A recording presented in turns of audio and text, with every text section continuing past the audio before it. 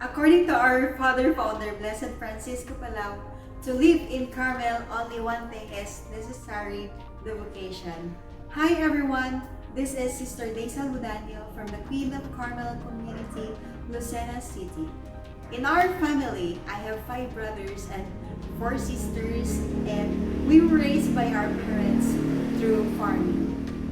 Life seems to be hard, but we were able to survive with the help of God, who knows how to provide all that we need as a family.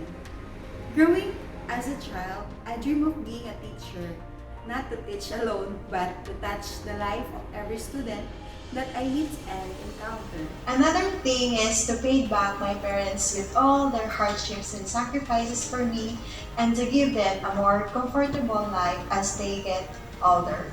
We were raised in a Christian family, going to church every Sunday, attending basic ecclesiastical community prayer among neighbors was my first encounter with Jesus.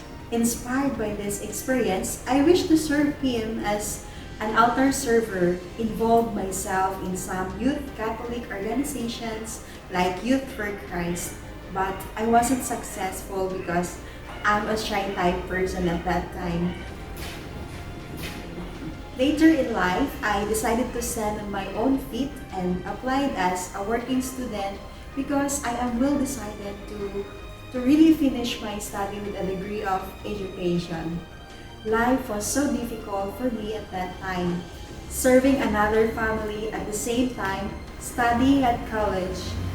I really don't know how I will survive, but I know that Jesus is always at my side. With all the things that I've been through, I never failed to call on His name. I prayed, I went to Mass every Sunday. Sometimes I happened to pass in the convent of the sisters, and I told to myself that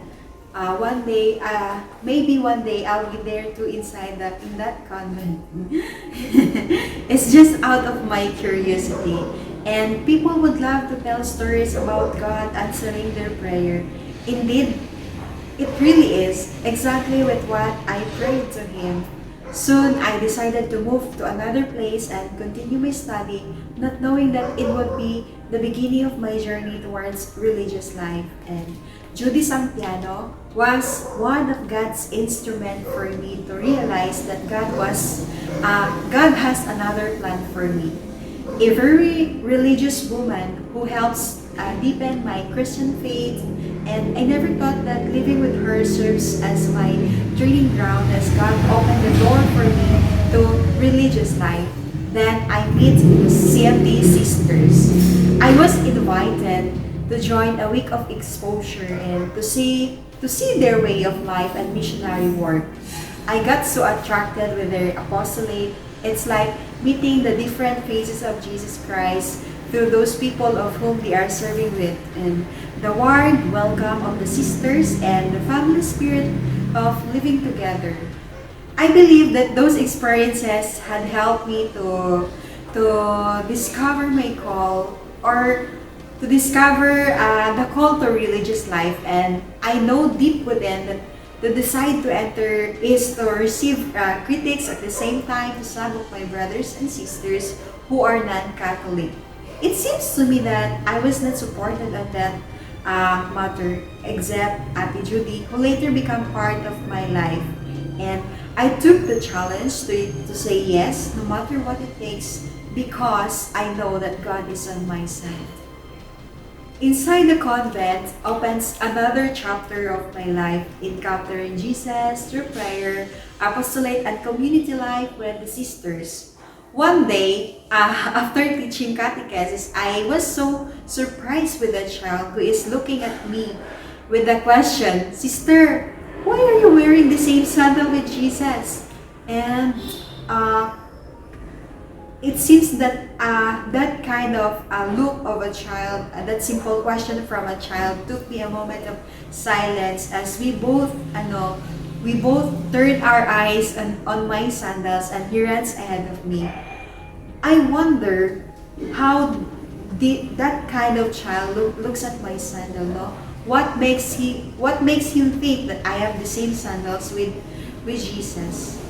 That innocent look of a child leads me to put myself in the same situation of Moses when the Lord says to him to take off his sandal for, or to take off, when the Lord says, take off your shoes, for the ground you are standing in is a holy ground. There's no holy ground than the Church of God. So as I stand on it and serve God's people, I have to take off my shoes and give up dead works enable for me to continuously serve the Lord and to detach myself from worldly things and my present life, for only I can serve Him fully when I did it so. Hearing that innocent word lifted my heart really with joy, and because I'm wearing the same sandal of Jesus. That same sandal would mean simplicity and being available to whatever the mission may ask from me. Living in unions of fraternity highlights the joy of my consecrated life, that even we are in diverse community, unity has been made possible. In our spirituality, we see to it that the Eucharist is the source of our new relationships as we communicate to Christ and to our brothers and sisters. The joy of serving others even when we are tired, dedicating sufficient time for prayer and sharing laughters to my brothers and sisters inside and outside the community strengthens my vocation to love and serve the Church, God, and neighbor. Today, as we continuously battling with COVID-19 pandemic, I know that many of our brothers and sisters were totally lost of how they will survive daily. And as religious in this time, the more I am called to make my presence visible to our mission. The more I am called to listen, to create communion, to announce the beauty, the dignity of every human being, and restore the wounded body of the Church wherever it is veiled. And the joy of serving goes on with or without pandemic, because this is the meaning of my yes. I say yes, my Lord, for all the good times, for all the bad times. I say yes, my Lord, for everything you say. My years of religious life have exposed me to different people, places, and experiences. I have encountered both young and old people, male and female, and Christians, non-Christians. From them, I have learned some key lessons, one of which is the relevance of religious life in our world today. I still can visualize encounters in which some persons approach me simply because I was a sister in a religious habit. For the same reason, a few others decide to keep their distance, maybe because I reminded them of God who deserves their honor. I have entertained different questions such as, why are you in this garb or garbage? Why are you in this kind of life? And some people also were so surprised that, religious sisters are still existing in this world today. Many people are delighted to see religious sisters, and they feel a kind of hope and sense of security when they see a sister. Giving them a listening ear encourages them to share the stories of their lives.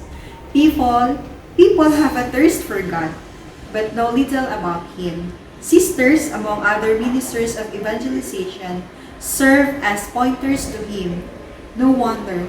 For years supported and encouraged the presence of religious life in every diocese. The Church involves religious life in its missionary activities, believing that consecrated life manifests and signifies the inner nature of Christian calling. St. Pope John Paul II affirmed the choice of religious life by the Church in Vida Consagrada, asserting the consecrated life inspires and accompanies the spread of evangelization in the different parts of the world. Sisters assist people to learn to accept the will of loving God whose ways are not our ways, a mysterious God, a merciful God, a God who knows all and is almighty. Religious sisters help make the presence of God palpable to the people of the world. Relying on the assistance of Mary, Mother of God, we seek to achieve the goal goes and follow in the footsteps of Jesus of Nazareth. And talking about the three description or characteristic of religious life. First characteristic of religious life, it's like meeting the risen Christ in our life that disturbed our life to the point of leaving all to follow Him. Attracted to His way of life, how far is this attraction still alive today? The second characteristic of religious life for me is that forming a community with those who have heard the same call. Community life is central, but it is not understood and practiced in the same way by all. And the third characteristic of community life is mesho agentes na. And sometimes also add extra to other cultures. For there are many forms within this one category, in fact, and the way we live differs quite a bit from one institute to another. This means that we need to continually listen to what society is living, to scrutinize the signs of the times, and to listen to what is being lived by our societies. We know that God always hears the cry of the poor who call on Him, and He sends someone in His name. So we need to hear the calls. We have been doing it a lot, trying to heal, to give a helping hand, and to prevent social ills through education and accompaniment, and to denounce injustices.